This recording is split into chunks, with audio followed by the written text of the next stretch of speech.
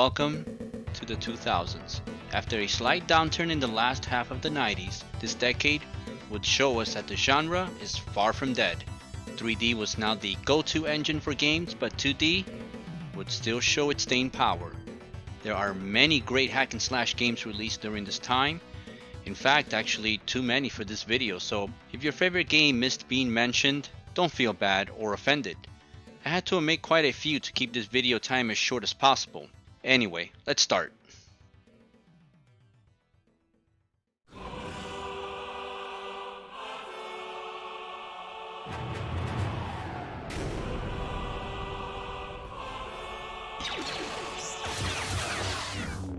The Dreamcast got little to no mention so far, so we're gonna begin the 2000s with Jedi Power battles. Star Wars Episode 1 had been released a year before and the fever was at an all-time high.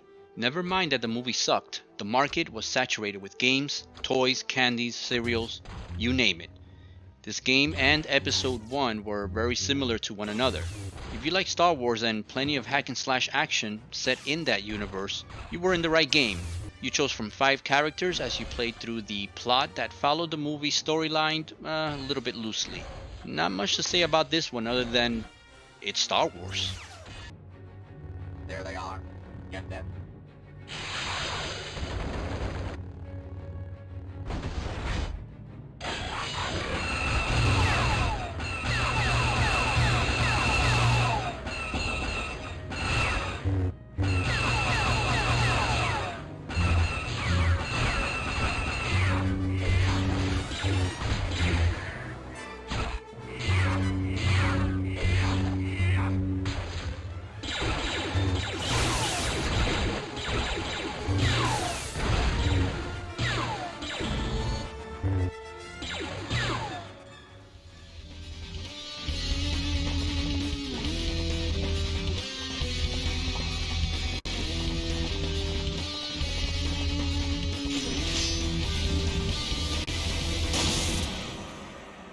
Dynasty Warriors 2 here was released in 2000 by Omega Force. It was a huge departure from the first Dynasty Warriors on the PS1. A really cool premise in a genre where it's hard to differentiate from others. This title introduced us to the crowd combat take on the hack and slash style of gaming. You partake in famous battles that took place in the Three Kingdoms in China between 220 through 280 AD. Since I never owned a PS2, this right here is a title that I never played before, but found it as a breath of fresh air. I would say play it if you get the chance, but you know what? I'm probably the last gamer on this earth not to play this title until now.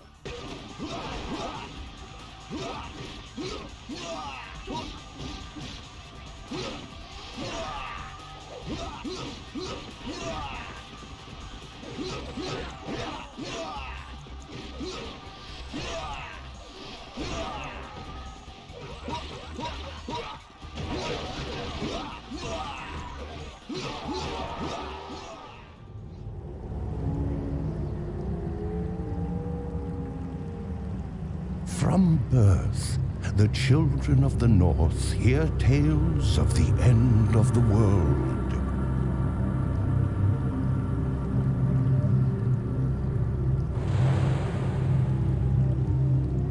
Ragnarok.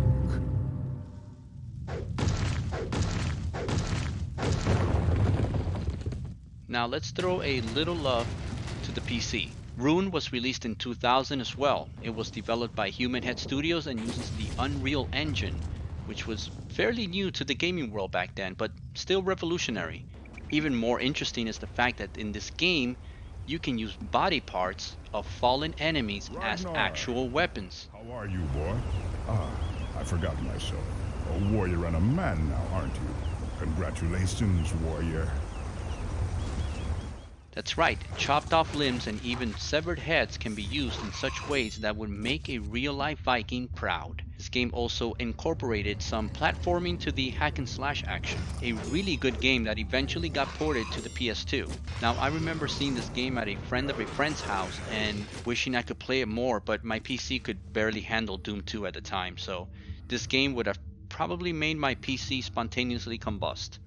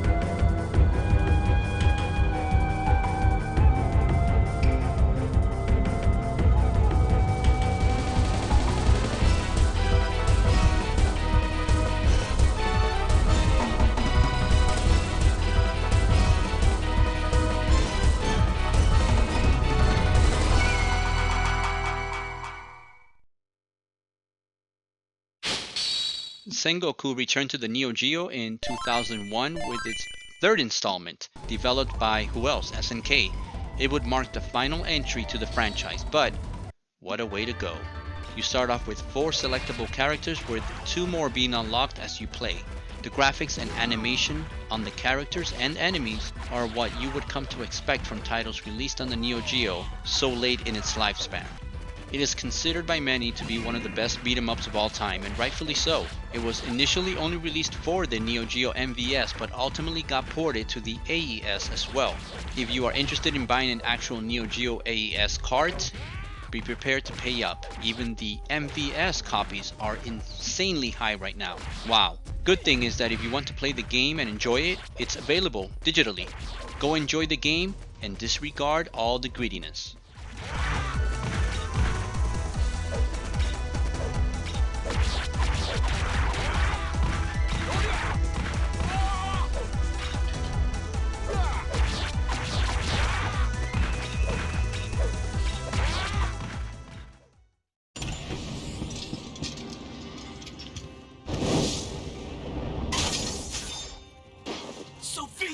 Maximo! Achille, you told me Maximo... Silence! That's enough, Achille! You little fool! I control your kingdom now, as I control the power of the underworld. Sophia! Behold, my dark power! Ghouls and Ghosts by this time had already become a classic franchise. So when Maximo was released in 2001, many were surprised to see that Capcom had gone with a 3D style gameplay. The game is not a direct Ghost and Goblin sequel, but rather it takes place within that same universe. You take control of Maximo as he travels through 5 worlds in search of his queen and save her from his ex-advisor Achilles. This game introduced Ghost and Goblin fans to artwork and designs from the famous manga illustrator Susumu Matsushita. Look him up if possible. He has an interesting background in the manga scene. The game was originally meant to be released for the N64, believe it or not, but it was delayed so much that it was just ported over to the PS2. A very wise choice in my opinion, but I wish it would have been released for the GameCube, which I did happen to own. Bummer.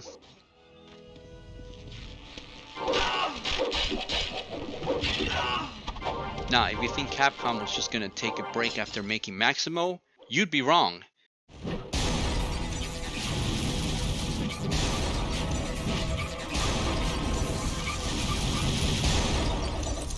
Let's rock, baby.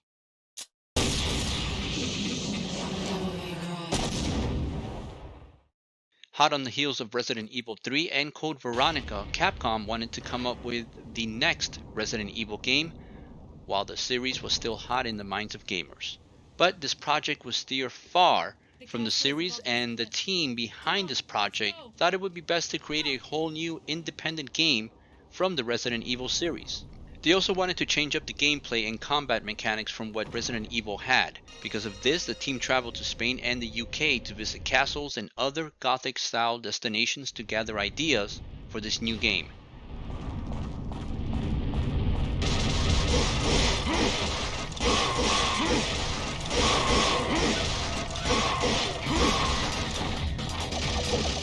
The end result of all this was right here, Devil May Cry. A game that was so well received that, as of this video, there has been around, maybe I say 10 more games in the series. But this one here is what started it all. Fast action gameplay, a gun-toting, sword-wielding protagonist, and cool-looking bosses and wicked set pieces has kept this series on the minds of all gamers since its release in 2001. Try this one out, it's fun.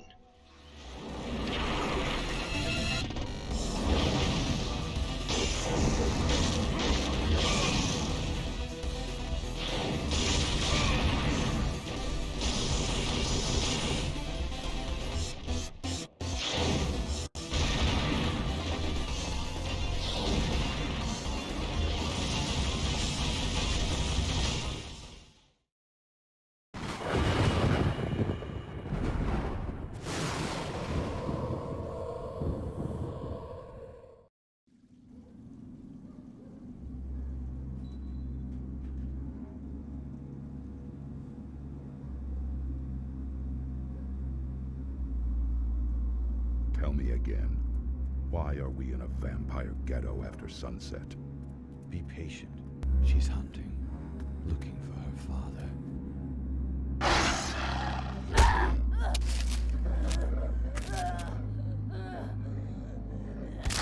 The Brimstone The Society. Brimstone Society needs her. We will extend the invitation. Time to go. Where is he, bitch?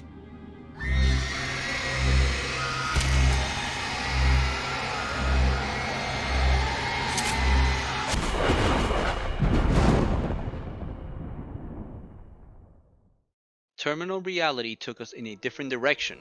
Blood Rain here was released in 2002 and it gave gamers the ability to play as a dual-bladed wielding vampire by the name of Blood Rain, as she is first sent to investigate a disease that is spreading among a village in Louisiana in the early 1930s.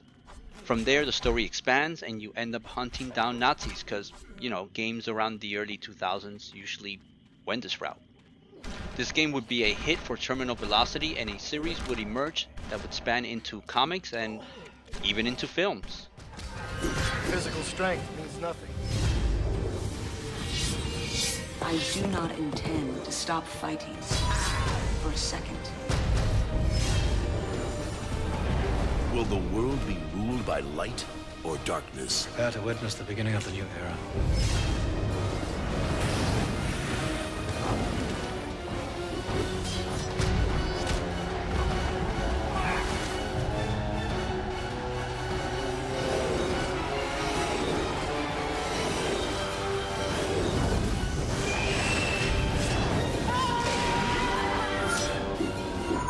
Blood Rain.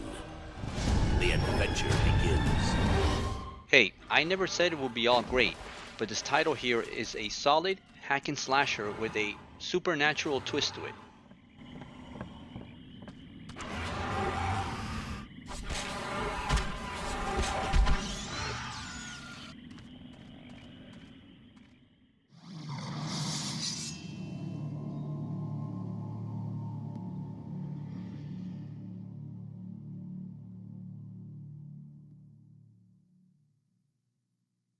In 2003 brought us not only the amazing Lord of the Rings trilogy to an end in theaters, but the game adaptation of it to almost all consoles of that time. The game was a co-op hack and slash with most of the film's characters present from the start, and more available via unlockable features. The Game Boy version, however, is the only one that allows you to play as Eowyn. You get to play through many of the scenes from the movie, and after completing each level, you can choose how to upgrade your character. This game also worked with the Game Boy link cable, if you happen to own the GameCube and Game Boy Advance version.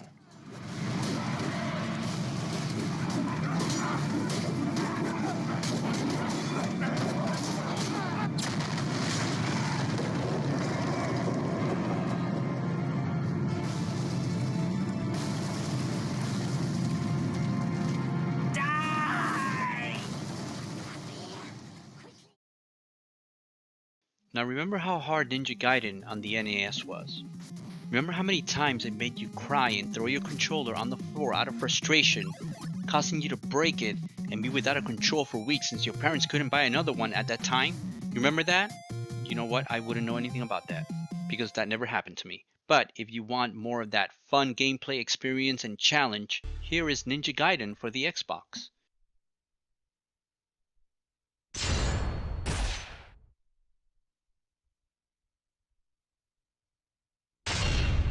Team Ninja worked on this title for 5 years before finally releasing it in 2004. Tobunobu Itagaki has gone on record stating that this game is a prequel to the NES storyline.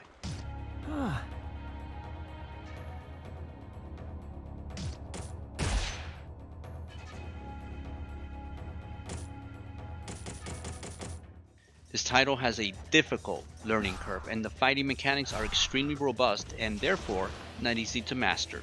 You play from a third-person view and you will be using the environment a lot as you take on enemies.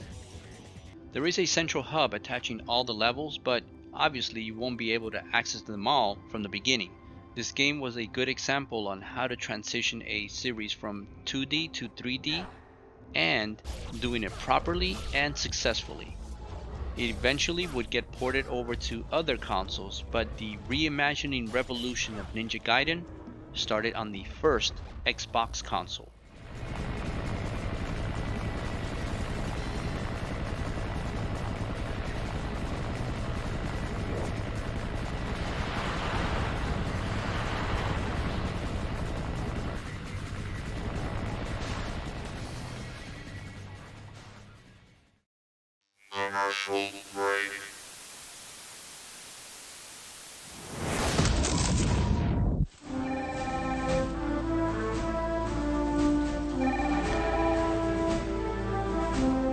Johnson, I want to have a report on my desk now!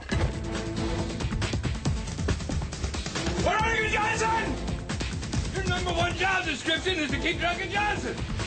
It's time for you to produce. I'm tired of your excuses. That report was due on my desk at 9 o'clock this morning. 9 o'clock this morning. Introducing Metal Gear Solid 2, Substance, only on Xbox. The original smash hit, plus loads of extra gameplay, like over 500 new missions, exciting new storylines, and all new playable characters. Not to mention some of the meanest bosses you'll ever encounter. Metal Gear Solid 2, Substance, only on Xbox. Rated M for mature from Konami. What the?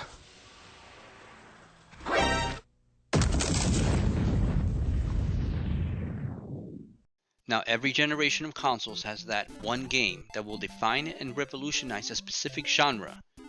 Super Mario Bros. Did it for platformers in the early days of 8-bit. Double Dragon in the arcades did it for beat-em-ups. In the mid-2000s, after so many beat-em-ups and hack-and-slash style games coming and going, God of War brought it to a whole new level of awesomeness. Even though I am no fan of the God of War series, I cannot deny its impact on the gaming world. Developed by Santa Monica Studios, it allowed us to play as Kratos, or is it Kratos? A Spartan who is tasked in killing Ares, the god of war and former mentor of his. Along the way, you will encounter many great characters and locations based off Greek mythology and enjoy plenty of hack and slashing fun with some real-time events sprinkled here and there to break up the monotony.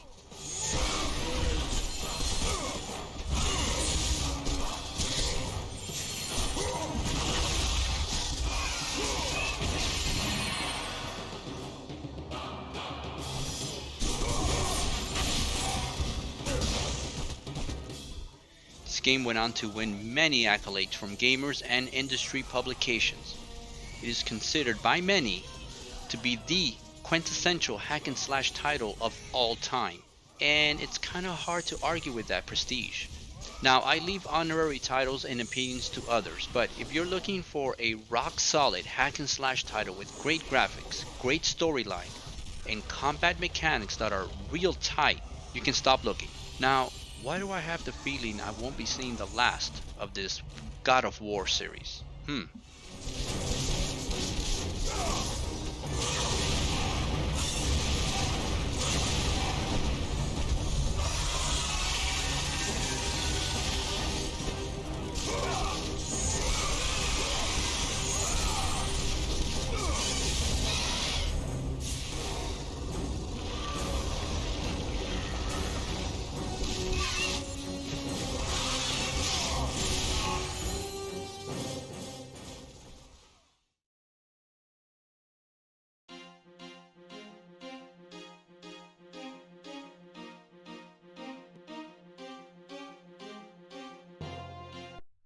If you like Gauntlet or overhead style brawlers, Untold Legends Brotherhood of the Blade is the game for you.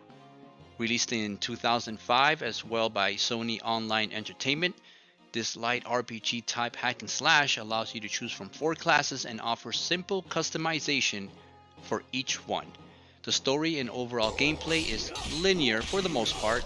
You can also equip different types of armors and weapons similar to what is found in a Diablo game. Each class also has skills that you can upgrade whenever you go up a level.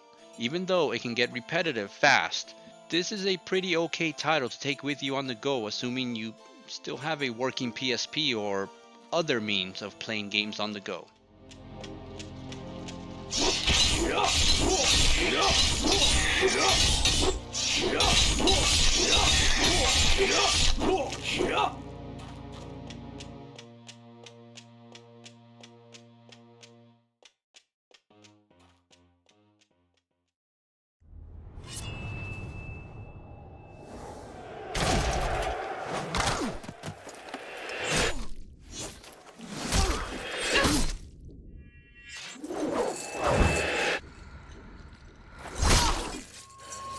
Vengeance has never been so beautiful. Heavenly Sword. Rated T for teen. Only on PlayStation 3. Heavenly Sword was an early PS3 title created by Ninja Theory in 2006. It took some elements from God of War. The presentation and cutscenes are very nicely done, considering this here is an early title for the console. Heavenly Sword added a bit to the combat mechanic by introducing 3 different stances that you can take. This would allow your character to perform different styles of attacking depending on the stance used.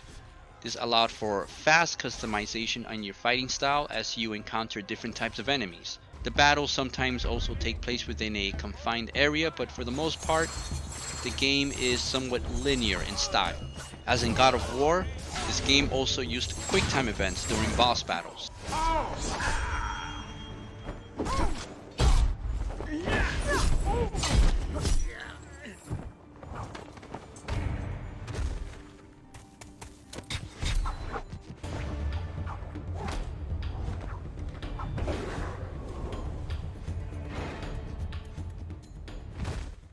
'The story is intriguing and the gameplay is fast-paced, but unfortunately a bit repetitive over time. It is, however, a solid title for the PS3, and I'm a bit shocked that it never got a sequel at all.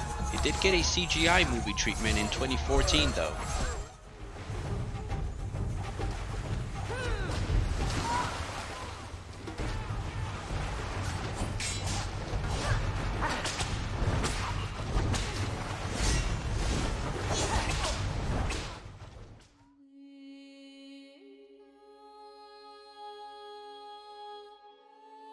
.300 March to Glory was developed by Collision Studios and released in 2007. If you liked the film, then this game was for you. It placed you smack in the middle of a battlefield as an onslaught of enemy waves just swarmed you. Constantly. You have a health meter, of course, as well as a wrath bar. As it fills, you can use certain moves and techniques that would deplete it. You also had hails of arrows that would descend on your army from time to time, and you had to take cover underneath your shield. Hey, just like in the movie. Wow. That's awesome. You could collect Cleos to purchase other upgrades and items to your character. Ooh, look at that head fly. If relentless battles and gore are your thing, go no further than 300 on the PSP here.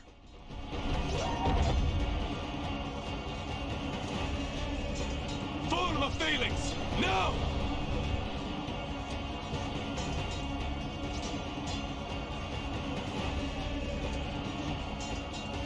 Now, last video I told you that this decade brought about one of my favorite hack and slash titles of all time. What if a game took the hack and slash model, paid tribute to it, but didn't take itself too seriously?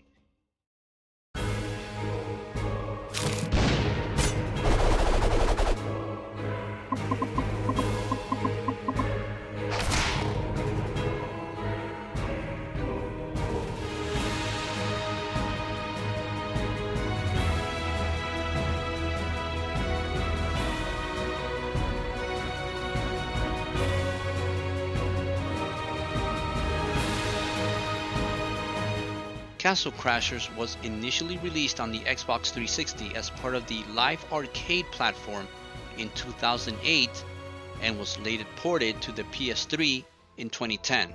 Now, this is where I experienced this gem for the first time back then. Do not be fooled by looks. Castle Crashers is considered by many, including myself, to be one of the best of this genre. Up to 4-player co-op locally or via network, tons of unlockable characters, 35 levels divided up as chapters in the game, mini games, stores to purchase items and creatures, a pet farm of some type, tons of different weapons, insane enemy characters and bosses, plenty of humor, and even some cameos from other games by the behemoth.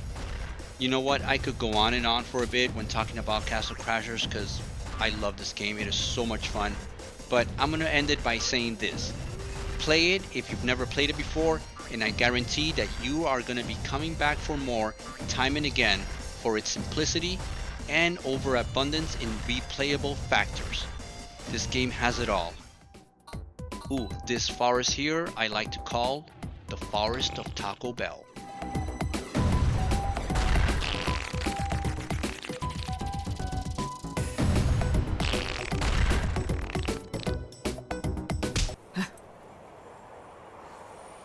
Welcome to Big Red, our final stop. Entry visas are required of all travelers. Please submit your Big Red issued entry visa for inspection upon disembarking. Please make sure you take all your valuable belongings with you. Repeating this message. Welcome to Big Red, our final stop. Entry visas are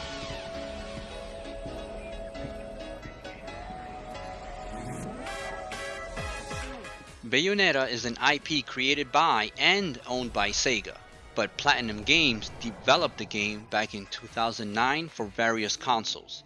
The first game, which you see right here, was released for the Xbox 360, PS3, and the Wii U during its initial launch. It got ported to other consoles and the PC throughout the years. You control Bayonetta, who is an Umbra witch. After she awakens from a deep sleep with amnesia, you come to find out that you were sealed away over 500 years prior during the witch hunts of that time. Existed two European clans who served as overseers of history for the powers that be. The Umbra Witches, dwellers of the darkness, and the Lumen Sages, controllers of the light.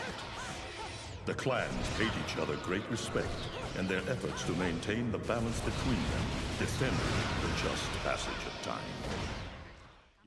Eventually, you're going to set out on a quest to stop Baldur, one of the last Lumen Sages. The only way I can describe Bayonetta in a nutshell is by saying that it's one of the sexiest yet frantic-paced action / beat-em-ups I have ever played or seen. Before this video, I had never even played a Bayonetta game. I had heard of the series, but never played it.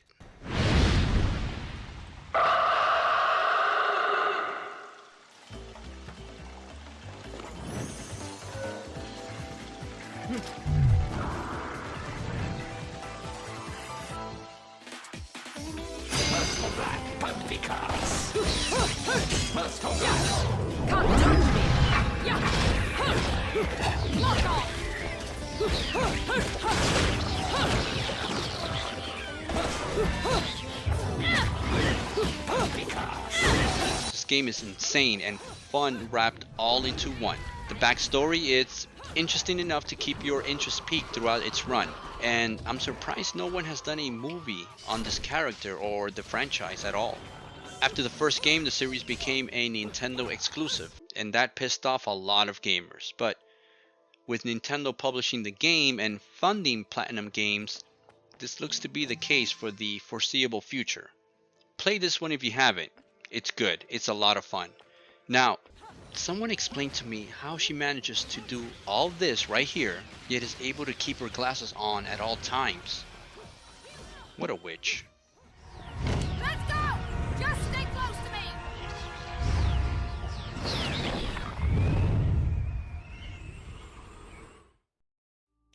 Now, let's take a nun, give her a scythe, of course, she's a nun, a small semi-automatic weapon, sure, why not, everybody's carrying a gun nowadays, and set her out into the world to decapitate every single zombie that descends upon her town.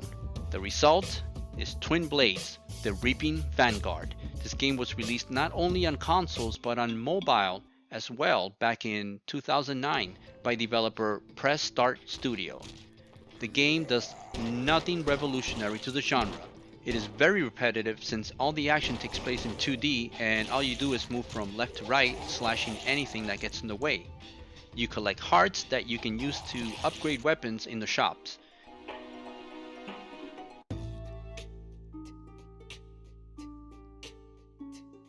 It is one of the nicer looking 2D hack and slash games, and I thought I would give it a quick shout out to end the 2000s. Yep, that's right, this here ends the 2000s. Now, I am aware there may be lots of more hack and slash titles out there, but these here are the ones that stood out to me for the most part. If there are any titles you feel deserve a mention, share them in the comment section and be back here in a few days as I dive into a series that is beloved by fans across the world but gets very little attention at all from its own creator and company. Along the way, I found a new game that was inspired by this series, and I give it a bit of a playthrough to see how good it is. Stay tuned for that one. In the meantime, keep watching, keep gaming, and as always, take care of yourselves.